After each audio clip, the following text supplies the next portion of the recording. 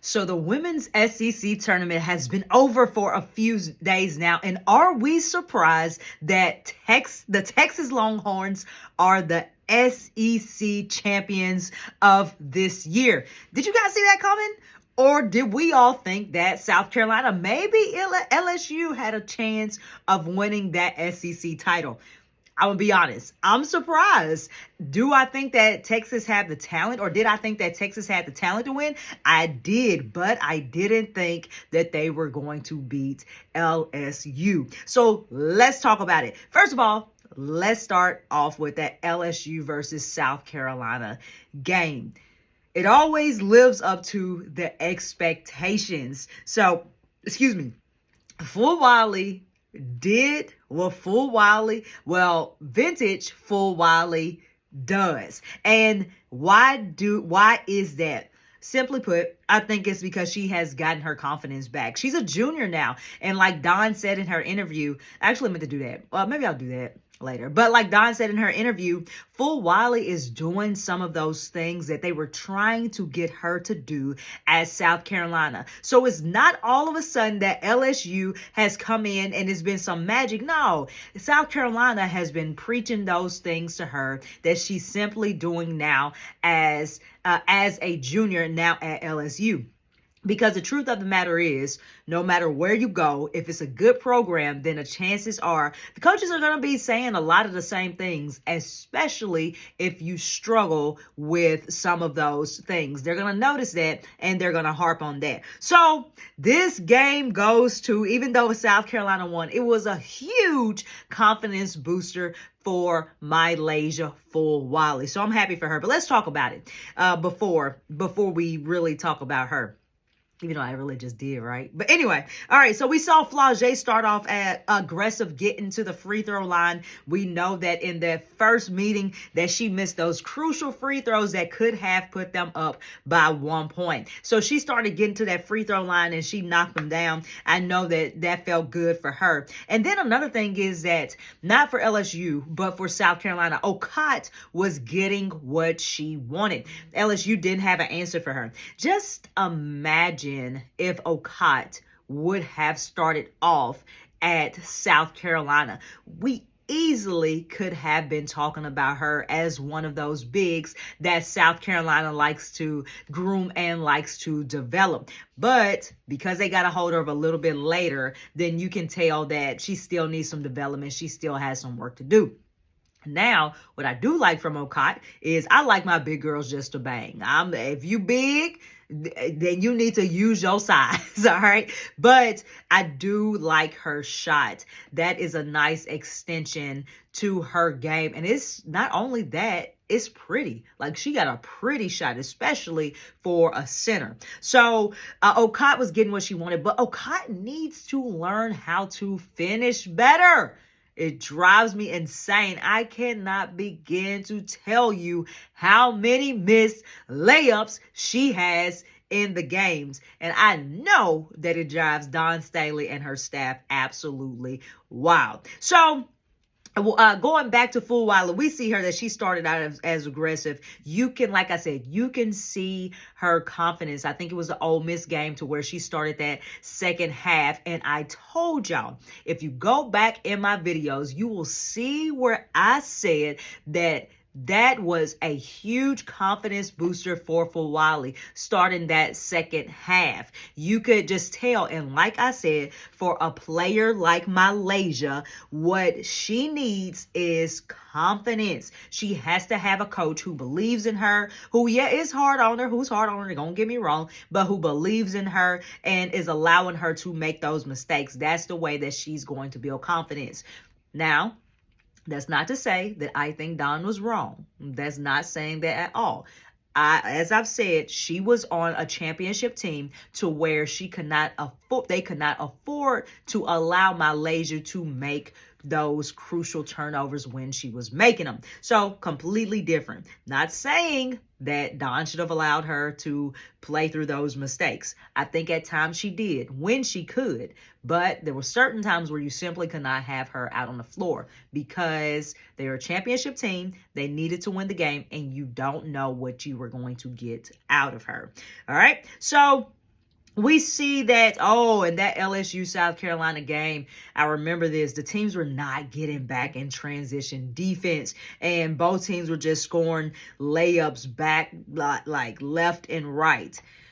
Okay, now let's talk about who I believe is the best college point guards in the nation. And she's proved that, especially this year, but she has been chipping away at becoming the best point guard in the nation in college since she was a freshman, because she's been starting since she was a freshman. And if you guessed Raven Johnson, then you guessed correctly. Raven Johnson in this game proved as to why she is the best point guard in women's college basketball.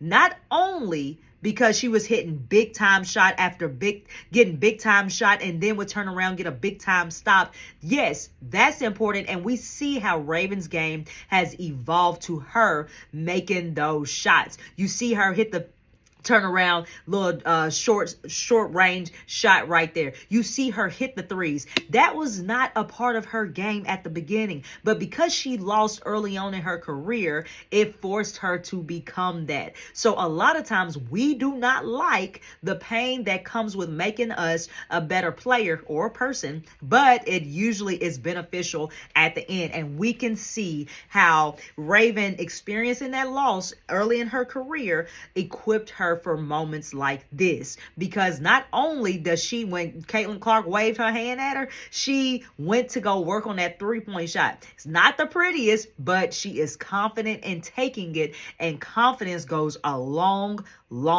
way. But the beautiful thing about Raven Johnson is she's always been a defensive player, and I just happen to love players, especially point guards, who can hit the big time shot and they can get the big time stop, and she was doing that. So I talked about defense, I talked about her getting stops, I talked about her big time shots. But what is most impressive to me about Raven Johnson is her ability to manage and control a game. She not only will get the stop, but she understands time and score. She understands, let's slow this down, let's get something good. She understands and has a feel of the game. She literally is an extension of the coach on the court. And I always tell you guys this, that the best teams have a player, it's usually the point guard, who is an extension of their coach on the floor. And this is none other than Raven Johnson. And hence, it could be the reason why Dawn Staley said that out of all the players she's ever coached, that she's going to miss Raven Johnson the most, because she is just that extension of Dawn Staley on the floor. And not to make comparison, but I'm going to make comparison. I don't think Full Wally is a point guard. Let me be clear on that. I think she's a 2. But this is a difference between when you put someone like Full Wally at that point and when you put somebody like Raven Johnson. Now, can Raven score like Full Wally? Not quite. I don't think she can. I think that she has developed her offensive game, but I don't think that she's Full Wally. But when you want your team run, you want somebody like Raven Johnson, and you want to know what to expect. Now, as we'll talk about later, she had some crucial turnovers. She had some turnovers, right, when they played Texas that were uncharacteristic but when it just comes to overall, she is so solid. And I was like, if you want to be a point guard, this is what you need to be watching. So I encourage y'all, if y'all got kids who want to be a point guard, if you just trying to show your team, whatever, have them go watch that game, Raven Johnson in that LSU game the second time. It was a beautiful display of what a true point guard is. All right. I knew I was going to spend time on that because I was a point guard, so I love good point guards. I don't care what y'all say. It ain't nothing like a traditional point guard. Bring them back. I love a scoring point guard, but I don't believe that your point guard should be your first option in scoring. I think that your point guard controls the team, gets the team involved, and then the point guard does everything else that the team needs to get done. It's a floor general, all right? Don't get me started into all of that. But anyway, but we saw Latson. We saw her looking to attack. I like that she has been more aggressive lately. Think she's getting more comfortable. I will say about Latson, what I like about her is that last year she was a nation's leading scorer, right? Well, this year she comes into a different system, different environment, and to me, it hasn't seemed like that she has forced anything. That she's pretty much let the game come to her, and I really like that. But now I like her being more aggressive because she is a scorer, so I like seeing that. Jada Rashard had a good first quarter for LSU. I'm not gonna lie, I was a little bit late to the Jada Rashard party, but I see what people were talking about, especially in this game. But she did her thing. And then we have Michaela Williams. Michaela Williams at first, I think she came off a little slow because I had coach shouldn't have to get on to you. There was one move that she did. I want to say it was in first half, something like that. It was Michaela Williams. I just hate that she doesn't give effort all the time and that she doesn't look to be more aggressive because that girl cold. Like, she cold. Like, she got one of the best mid-range games in the game of basketball. No, I'm not talking about women's college basketball. I am talking about in the game of basketball, period. She reminds me of Carmelo, not LaMelo, in some ways with that mid-range. She cold. I just wish that she would give me more sometimes. Sometimes it just look like that she just out there. She for real don't even care. But the coach got on to her, but the coach shouldn't have to get on to her. I believe that she has the green light to do as she would like to do. So I would like to see her be more aggressive. I think that in order for LSU to have a chance at winning, to make it to the Final Four, Elite Eight, then she's going to have to look to be more aggressive because, in my opinion, she is their best scorer. All right, then you had Okot who foul trouble the first half, which she was, like I said, she was getting pretty much whatever she wanted, even though she might have been missing layups. She still was getting the look. She just got to become a better finisher. So that was pretty much that for the first half. The second half, you had Full Wiley who starts, and I put third quarter in my notes. The third quarter belonged to Raven Johnson. I already hyped her up. Y'all know how I feel about her, but I put Raven understands the game and controls it. I talked about that earlier. She just has a feel for the game that a lot of times is hard to teach. But it comes from playing, it comes from studying, it comes from watching a film. And sometimes you just have players who have that knack. But I will say that she has one of the best point guards of all time over there on her sideline. So, but I think that that she probably had this coming in, and Dawn Staley developed it, because when you start as a freshman, there has to be something special about you, especially for a team as South Carolina. But we see third quarter that Edwards-Joyce, well, she was more assertive. She was a little bit more aggressive. I'm not going to lie. I think Joyce is averaging like 18 points a game, but I feel like that she could average more. Sometimes to me, it just looks like that she is not playing that hard. I know Dawn Staley called her a dog, but see, I just be wanting folks to be more aggressive. Well, like, you need to be tired. Like, I need to see you going hard offensively and defensively. And to me, she just be sometimes looking like she playing cool. But she was more assertive, which I liked.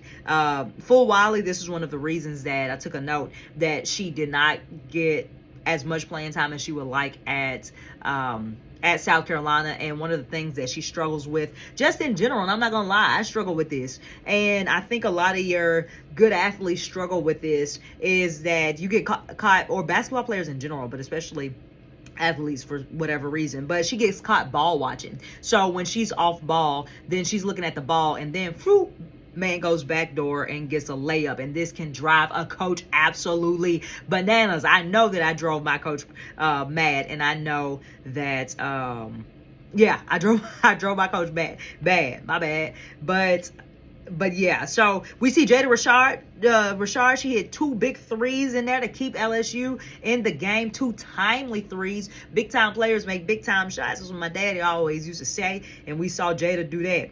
I said Okot could be killing me missing all these layups. So she was missing a lot of layups in the third quarter, but I just know that she be doing this all the time. And like I said, I know that if she were at South Carolina sooner, then they would have fixed this. Kind of late now. But anyway, but moving on. I said Fulwiley has to understand the game better. Oh, I remember this. She went too soon at the end of the third quarter. So it's little things like that that people are like, Fulwiley should be playing. Yes, she should be playing. But these are things that you just have to know as a basketball player that will drive your coach crazy, that if you don't do, because this is what happened. She went too soon at the end of the third quarter. This is time and score. Let me go back to that. This is time and score, and this is the importance of knowing time and score. Because she went too early, too soon at the end of the third, then what caused that? She missed the shot, and then South Carolina went to the other end. I want to say like Raven or somebody got an and one. And this could have been easily avoidable if she just would have waited later. So these are things that when you are a true basketball, when you have knowledge of the game of basketball, then you pay attention to these things, you notice these things. But if you're just looking from a talent perspective, then absolutely, all right. But when you look at little things like that, that kills you. Why does it kill you? Because you are going into the fourth quarter. So why give South Carolina momentum to go into that fourth quarter when you easily could have just ended the quarter? She could have hit the shot or missed the shot. If she missed the shot, oh well. But you get an and one. I think it was an and one. And then you give South Carolina that momentum right into the fourth quarter. And momentum in sports, and especially basketball, is huge. So these are things that just the average watcher would not understand. But going into the fourth quarter, we see Fulwiley picking up where she left off in the first half. She was going off. I think the third quarter she was, I said, belongs to Raven Johnson. Fulwiley was a little bit slower, but the fourth quarter, baby, she came out and she was ready. All right, so Flau'jae was on the bench the fourth quarter. She, I think, only had 6 points at this time. I would have made a sub for somebody at this point to get Flaw back in the game. I know that she was not having the greatest game, but I think that she brings energy. So I would have added her in the game during this time, and she could have hit some big shots and could have gotten going. And I said difference between LSU and South Carolina in the last 2 minutes was South Carolina was getting things easily in comparison to LSU. LSU has players who come down and they're just looking to score a basket, and they really don't have much going on, which makes it harder for them to score. But South Carolina would just set some type of screen or whatever. Someone would come off, back cut or whatever, easy layup. This is what LSU was missing. I would like to see more of this from LSU, because even though they have great guards, they have great players, that sometimes that's just going to help them out a little bit, all right, to get an easy two rather than them having to do so much to score. So that is pretty much what I have for that LSU South Carolina game. It was a good game, as it always is, but South Carolina, obviously, y'all know, came out on top. Now the dangerous part about this is that if LSU and South Carolina meet again, it is very hard to beat a team 3 times in a row. And y'all know I love LSU, but South Carolina is my number 1 team because of Don. And I ain't trying to see them beat South Carolina for that 3rd time. But this is what I was thinking. I was like, ooh, and I don't know if they will, until later on. But it's dangerous. It is very, very hard to beat a team 3 times in a row. All right, now for the South Carolina-Texas game. Did this game catch you guys as a surprise that Texas not only beat South Carolina, but the way that they beat South Carolina? Them folks ain't struggled with them at all. They dictated the game from start to finish, and quite honestly, there was nothing that South Carolina could do about it. So let's talk about it. All right, so starting with, we know that the heart of Texas is Rory Harmon, but Texas cannot go without Madison Booker. Yes, they have some great role players, but getting back to Madison Booker came out being aggressive, and she, like Michaela Williams to me, is unstoppable when she wants to be. But the key words here are when she wants to be. She has the same thing going on that Michaela has going on for me.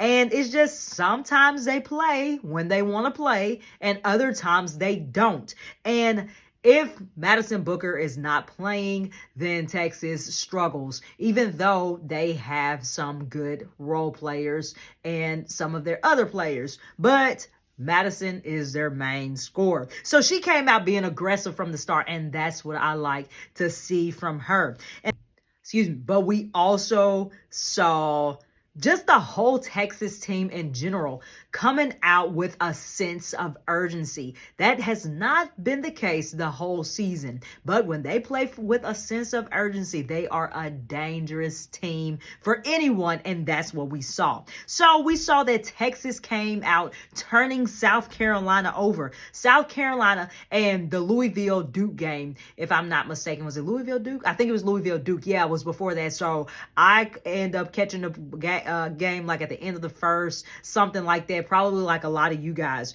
But basically when I got there, South Carolina already had 5 turnovers, which is very uncharacteristic like of South Carolina, especially with a point guard like Raven Johnson. Remember her?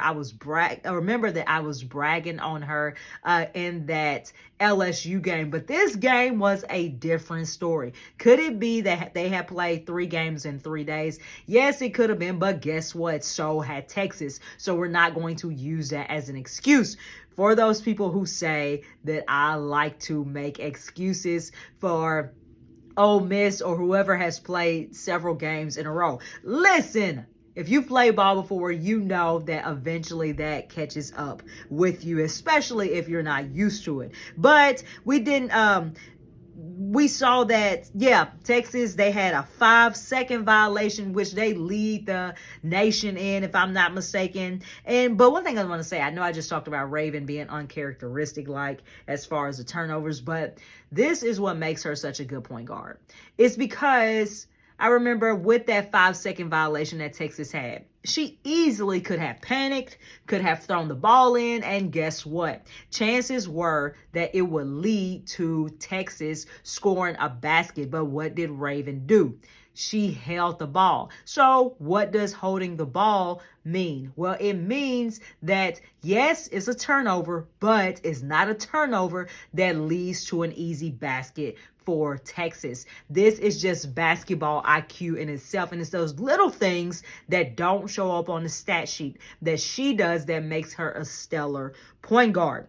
But we see that Texas in the second quarter is slowed up a little bit until they went on a 10-0 run. And South Carolina looked a step behind. They did. They just didn't look like they had the same energy as Texas had. Raven looked like she was having a sense of urgency at times, but she was pretty much the only one. Texas's whole team, entire team looked like that. They had bought in that day. I don't know what Coach Schaefer promised them. I don't know what it was, but that day, the whole team locked in. So, like I said, they're a dangerous team when it comes to that. So, we saw some questionable calls when it came to South Carolina, and Dawn Staley was ticked off. But here's the deal.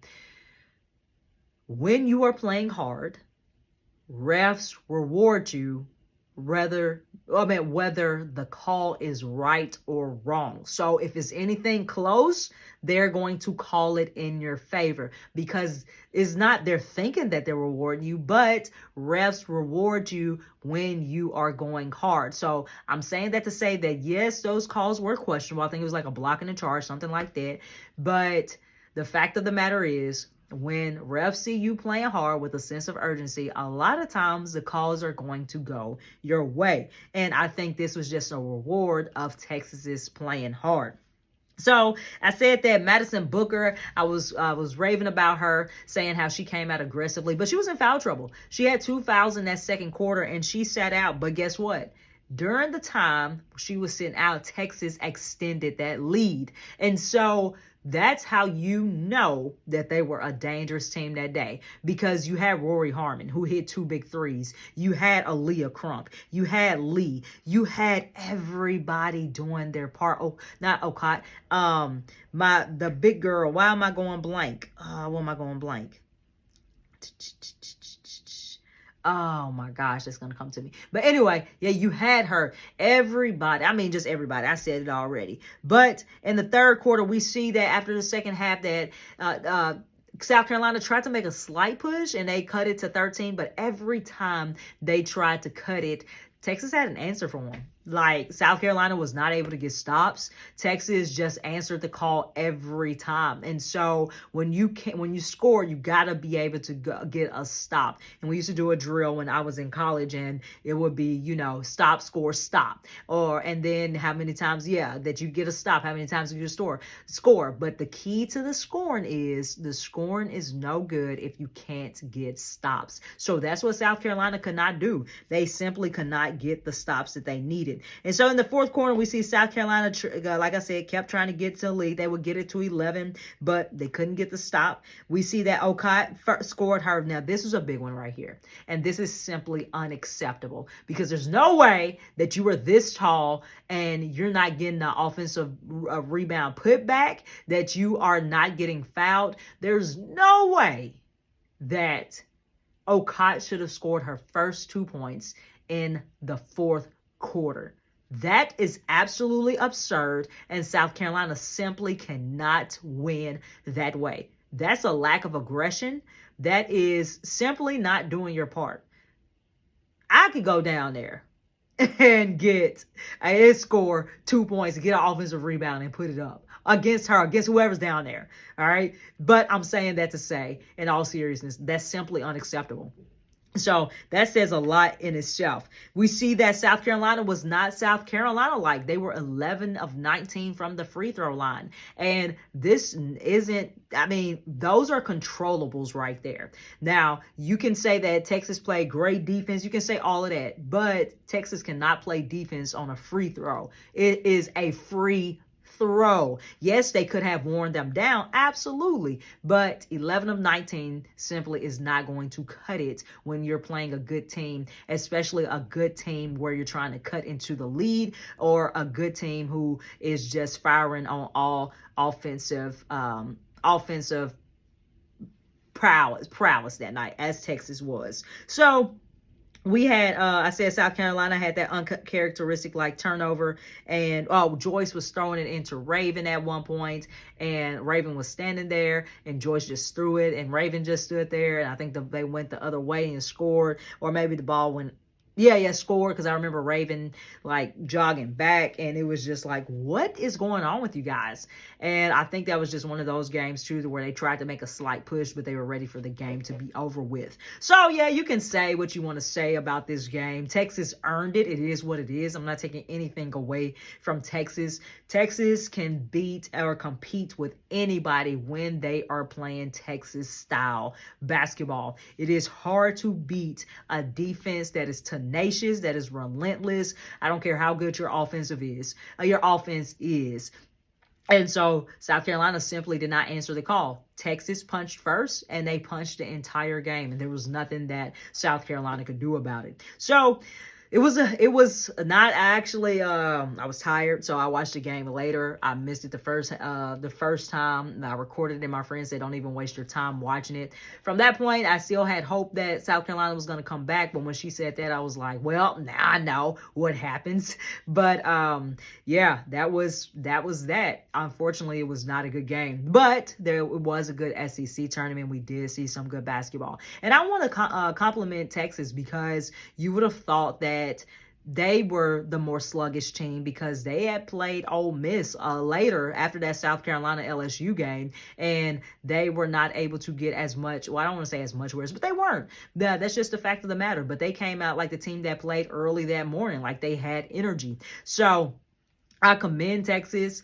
I commend Vic Schaefer for getting those girls ready to play. They look pretty darn good. And if they can do that in the tournament, then they definitely can go far. If that Texas team shows up, but if the other Texas team to where they're not playing hard shows up, then they can be upset. So I cannot wait for, I think, Selection Sunday that's coming up, or Selection Day. I think it's Sunday or something like that. But I don't know. We will see. It's going to be real interesting. It's going to be good. And it is March, so you know it is time for the madness.